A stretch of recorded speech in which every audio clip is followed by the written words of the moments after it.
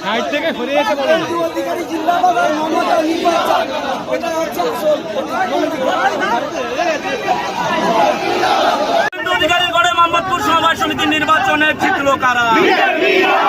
আরে মোহাম্মদপুর সমবায় সমিতির নির্বাচনে জিতলো কারা? সমবায় সমিতির নির্বাচনের দিকে দিকে জিতছে কারা? সমবায় সমিতির নির্বাচনের দিকে দিকে